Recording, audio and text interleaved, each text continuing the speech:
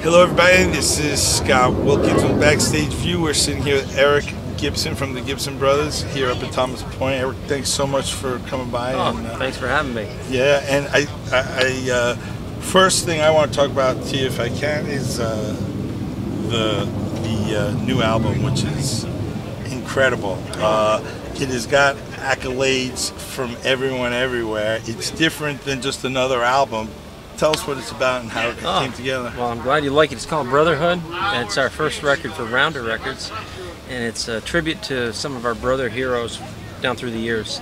You know, a lot of them were people that we were aware of, like the Everlys and the Louvins and Stanley Brothers, but there were some others that in our research, we discovered, and we were lucky enough to have some people come out of the woodwork that knew way more about the subset of brother duets and bluegrass than we did, and showed us people like the Church Brothers and the York Brothers, and showed us more stuff by the Blue Sky Boys than we'd seen before, the Webster Brothers, the Brewster Brothers. So we ended up learning a lot, but we had a good time doing it too, and it still sounds like a Gibson Brothers record. Oh, most certainly. But it's with more of a focus on harmony, and we typically write the majority of our material, so it's a little different doing a record of covers. But it was fun too, you know, and it's easier. Also opens the eyes of a lot of fans to, you know, other where you're looking. That was our hope. That was our hope, was to kind of shine a light on some songs or some artists that had. We have our angel, what do they call it, Blue Angels coming by again. Unbelievable. It is probably one of the few festivals that, maybe the only festival where they have an air show. Yeah, I've never seen this before. It's pretty incredible.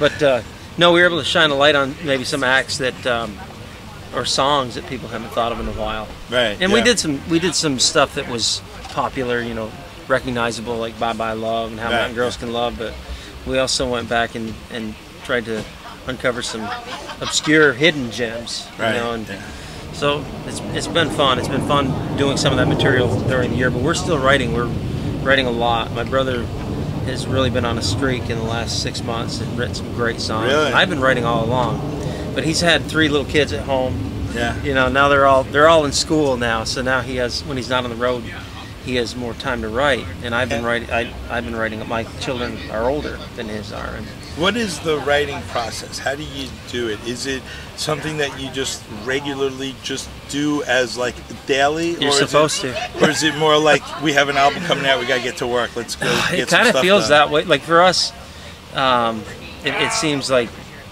the pressure of a record having to come out hopefully brings out the best in us. Seems like sometimes I go through stretches where I think, am I ever going to write another song? And then they start happening. They always seem to come when I need them, you know. And I don't like to force them, because to me they sound that way. They sound contrived when you force them.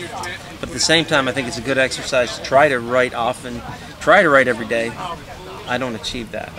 I'd like to. But. Right. If you were speaking with an up-and-coming person who, you know, what would you suggest as far as being a writer? I think you need to find time to clear your mind of, you know, of the everyday stresses. I like to write early in the morning. I like to write before everybody else is up, and that tends to be where I do my best stuff. My mind is clear in the morning. But also, keep your ears open.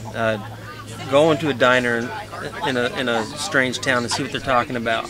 You might hear a line that makes its way into a song, or, you know, just listen to people, listen to conversations. You know, be listening all the time instead of talking. And you know, that changes my whole life, though. But no, but I mean, somebody can say something that becomes a song. You know, I just wrote a song that based on something my mother used to say, and I don't know why I hadn't written a song about this years ago. But if a young person got into trouble around home, she'd say, "Well, he's just climbing Fool's Hill. He'll come out of it." And have you ever heard that saying, "Fool's Hill, climbing Fool's Hill"? I don't think so. It might just be something she says, but I made a song. I wrote a song called Fool's Hill based on. Well, a lot of people don't have their sayings, you know. I've heard a million other sayings. Yeah. Makes sense, though. So you just took, Did you write that recently? Yeah, a few months ago, and I really like it. It's different from anything else we have, so we'll record that. Tell me about the guys in the band. I love them. Of course, my brother, Lee. He's 11 months younger than I am. He plays guitar and he's a great singer, great writer, funny MC, just a funny, witty son of a gun that I can't really even keep up. I have to be the straight man. I like to think I have a sense of humor, but I can't match wits with him. So I just take a beating all the time verbally from him on stage, and actually had a woman come up to us after a show and hug me like I was the victim.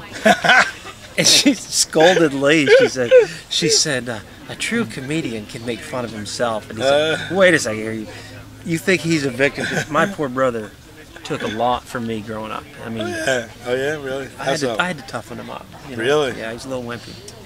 No.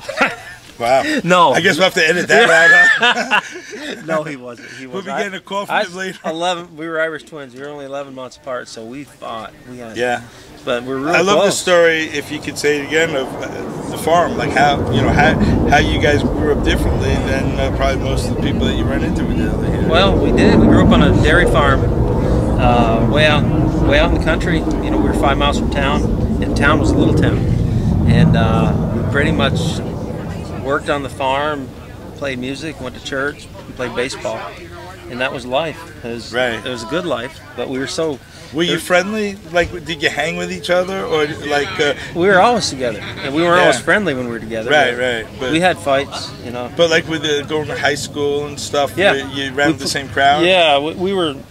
I graduated in '89. He graduated in '90. So. Were you playing in bands in high school? Well, we were playing a little bit. By the time we were in our mid-teens, word started getting around the local bluegrass scene or fiddle contest scene that there were these young brothers playing, and it just each year grew a little bit, and we started picking around, and until we put a little band together in the '80s, and we ended up playing our first festival in 1988, and Bill Monroe was there at the Waddington. Wow. I have a picture of us with Bill Monroe. Wow. 1988. And it just kept growing every year. And so, at what point did you guys say, let's make a go of this? It wasn't anything I thought I would do as a living. Lee didn't think so either. In fact, I became a teacher partly because I wanted to play music during the summer. I wanted a job that I could play music in the summer. Right, gotcha. Yeah. And Lee went to college, got a few different degrees. He wanted to be a lawyer. He didn't end up, but it just kept getting. Each year I was teaching and then playing all this music, and always having to, it got old coming in to teach Monday morning after getting back from a festival at 3 in the morning on a Sunday, Monday, Are there other siblings? The sister. We have a younger sister. She might be the best singer in our family. She's great, and she's 6 years younger than I am. She gets on stage with us once in a while. She just played with us at a festival in Jennybrook, the Bluegrass Festival in Vermont, and we had a good show. We had the crowd was with us, and it felt like a good night. Wow. We had an encore. I said, "Come on up here," and she came up and sang. She blew the roof off that place. She's a great singer. So does she do this? No, she's a teacher. She's a teacher, and she has 3 young children, but she doesn't. She does it enough to get it out of her system, but she doesn't want to do it for a living. I imagine, based on the way I kind of know you guys from being a fan and all, your parents must have been really terrific. Well, I think so. I mean, like, what was it? Were they very encouraging of playing? Oh, yeah. Did they ever say to you, "What are you, crazy? You're going to do that? No. Do something else?" Dad was the driving force behind getting instruments in our hands, because he was a frustrated. I think he would have liked to play music. And we had a piano at the house, and my mother never took any lessons or anything, but she could walk up to the piano and find a melody. She had it in her. Yeah. And her parents could sing really well. My dad could sing, but he would never sing in front of anybody. So we had instruments around the house. He might order a banjo from Sears Roebuck or pick up a fiddle at an auction. There are instruments around the house. Yeah. And I was already a failed guitar player. At 8 years old, I wanted to be a guitar player, and I got a guitar for Christmas, and I thought, well, I can't learn. I had nobody to show me. I had a book, and I thought I was a failed guitar player because I couldn't figure it out. So I quit. I didn't do much with it. And then when I was 12, there was a guy giving lessons locally on just about any stringed instrument, and I said, well, I'll play the banjo. You play the guitar. I can't do that. Yeah. So I started learning the banjo, and then I started learning the guitar after that because they're kind of close. And but they would encourage us. I remember one time we had like a winter vacation from school, like a week off, and Dad said, I know what you're doing this vacation. I said, what? He said, you're playing music. I want to hear you. And so every night after the news, after dinner, we would play from like 7 till 11 for our parents, you know. Kimmy! Well, you can edit this out, but why bluegrass? Was it that your parents were into it and Not they introduced you to it, or like Dad, how do you get into Kimmy, we're not editing this out. Just we'll get her on That's that a count. good question. Why bluegrass? Because they like music. Like Dad and Mom loved Irish music, Celtic music.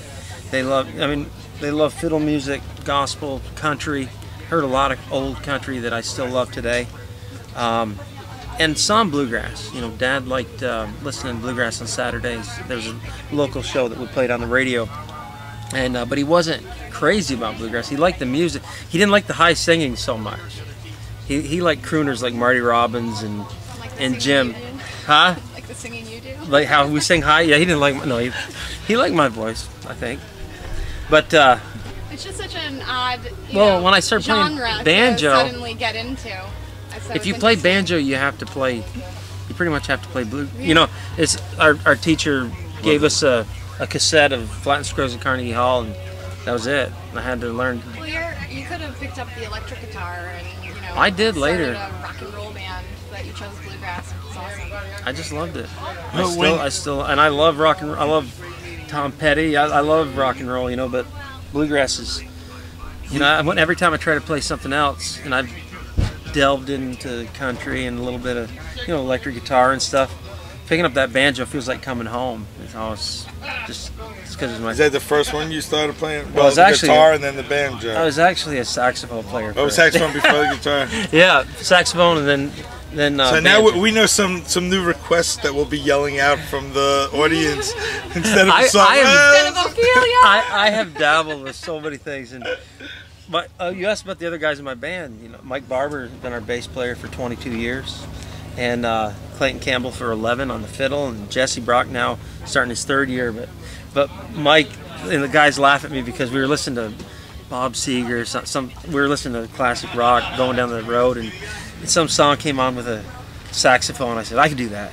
Yeah. Give me 2 weeks, I could do that.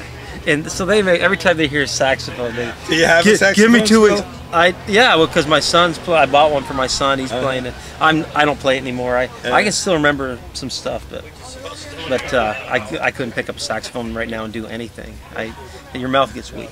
You know? But we have one here. If we could. Nope, not gonna happen. I'm joking. Well, you were saying earlier about taking lessons. Did you guys take lessons for voice? No, Lee did actually. That bit, like you're harmonizing, like you didn't have somebody say that. That was amazing. You didn't have lessons. My brother took a few lessons in college because he ended up doing Into the Woods. He did theater for one semester, and he was so good that he got the lead. He got the lead role, and he wasn't even a theater major. I bet you that ruffled some feathers for him to walk in there and get the lead role and then nail it. Like he killed it, and he wore tights, and I made fun of him. But he sounded really good. He really did. And but he took some lessons because some of those parts it had to teach him. He had to learn how to breathe a little differently than he did. And he taught me some of that breathing stuff, and I try to use some of it, but I've never had any lessons. It probably shows I've never had any lessons. No, I'm very surprised because, well, obviously why.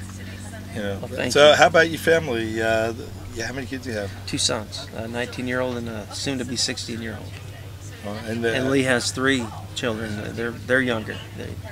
He got started a little later than I did. And do they come with you on the road?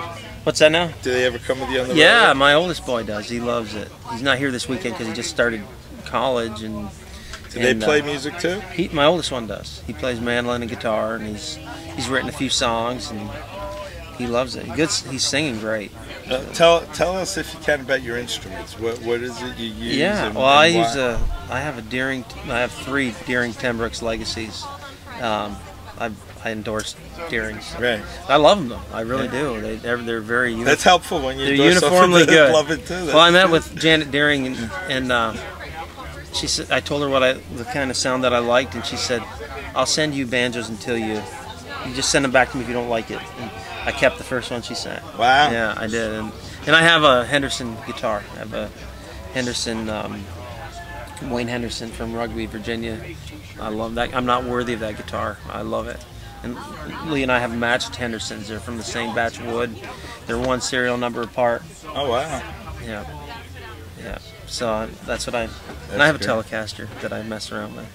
And but Lee has a lot of guitars. I don't even know. He has an old Martin D18, and I don't even know how many he has now. But he's more of a hound, a guitar hound than I am. Yeah. Great. Yeah. So you like the air show? We said. Yeah. It was good. Yeah. You guys, where you off to after this? Home for a few days. We play the Plattsburgh Bluegrass Festival.